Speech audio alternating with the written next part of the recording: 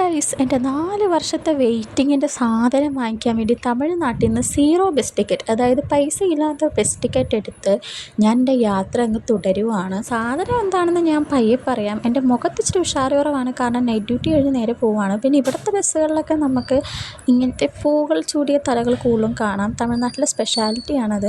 അങ്ങനെ കാത്തിരുന്ന് ഞാനങ്ങനെ ബസ് സ്റ്റാൻഡിൽ നമ്മളങ്ങനെ റെയിൽവേ സ്റ്റേഷനിലോട്ട് വളരെ സാഹസികമായിട്ടൊന്നുമല്ല പയ്യെ എത്തിയിരിക്കുന്നു. കോയമ്പത്തൂരിലെ റെയിൽവേ സ്റ്റേഷനെ കുറിച്ച് പറയുകയാണെങ്കിൽ എനിക്ക് ഭയങ്കര ഇഷ്ടമാണ്. ഇത് കാണാനൊക്കെ നല്ല രസമാണെങ്കിലും ഉള്ളിൽ നല്ല ക്രൗഡാണ്.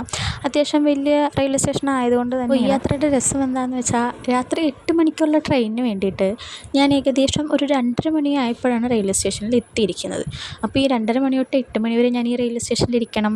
അപ്പോൾ ഇപ്പോഴത്തെ എൻ്റെ പരിപാടി ഞാൻ ഉദ്ദേശിക്കുന്നത് എന്താണെന്ന് വെച്ച് കഴിഞ്ഞാൽ, ആൾക്കാരങ്ങ് വാച്ച് ചെയ്യുക എന്നതാണ്. അപ്പോൾ വാച്ച് ചെയ്യണമെങ്കിൽ ആദ്യ ഘട്ടത്തിൽ ഈ ചേട്ടൻ അവിടെ കിടന്നുറങ്ങുമായിരുന്നു. ആദ്യം ഒരു ചേട്ടൻ വന്ന് തട്ടിയായിരുന്നു.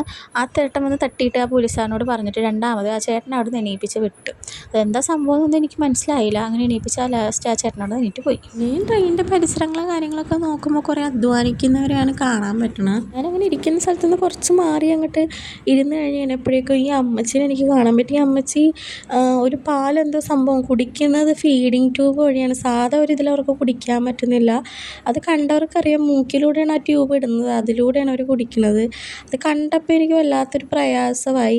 അതും കഴിഞ്ഞ് പിന്നെ നോക്കുമ്പോൾ ഈ പ്രാവിനൊക്കെ ഉണ്ട്. അത് ഒറ്റ കാലാണ്, മറ്റേ കാലൊരു സുഖമില്ലാത്തതുകൊണ്ട് അതിങ്ങനെ തന്തിയാണ് അതിൻ്റെ ഫുഡൊക്കെ കളക്ട് ചെയ്യണത്. ഞാൻ അമ്മച്ചീനെ ഒന്നുകൂടെ നോക്കിക്കഴിഞ്ഞപ്പോഴേക്കും ആ അമ്മച്ചി അങ്ങോട്ടും ഇങ്ങോട്ടും നടന്നിട്ട് പയ്യെ പിന്നെ സുഖമായിട്ട് ആ നിലത്ത് കിടക്കുന്നുണ്ട്. അതുപോലെ ഇപ്പുറത്തും ഞാൻ നോക്കിയപ്പോൾ ഒരു പുള്ളി ബാഗൊക്കെ തലയോടെ വെച്ചിട്ട് വളരെ കംഫർട്ടബിളായിട്ട് കിടക്കുന്നുണ്ട്. ടൈം പോകാൻ വേണ്ടി പാസഞ്ചേഴ്സിന് പലതരം ആൾക്കാരാണ്, യൂത്ത് അല്ലാണ്ട് ഓൾഡ് ആയിട്ടുള്ള ആൾക്കാർ, അങ്ങനെ എല്ലാവരെയും നോക്കി അങ്ങനെ ഇരിക്കുമായിരുന്നു ഞാൻ. ഇടയ്ക്ക് ക്യാമറയിൽ കൂടെ ഞാൻ എന്നെയും നോക്കും, ഒരു സമാധാനത്തിന്. സമയം പോകണമല്ലോ, നമുക്ക് 8 മണി വരെ ഇരിക്കണ്ടേ. പിന്നെ ഇരുന്ന് വേറൊറച്ചെന്ന് മനസ്സിലായപ്പോൾ പയ്യെ ഞാൻ എണീറ്റ് ആ റെയിൽവേ സ്റ്റേഷൻ്റെ പെയിൻറ്റിങ്സ് കാണാൻ നല്ല രസമാണ് അതിൽ. അപ്പോൾ ഈ അറ്റം തൊട്ട് ആ അറ്റം വരെ കോയമ്പത്തൂർ റെയിൽവേ സ്റ്റേഷൻ നമുക്ക് ഇതിൻ്റെ പെയിൻറ്റിങ്സ് കാണാൻ പറ്റും.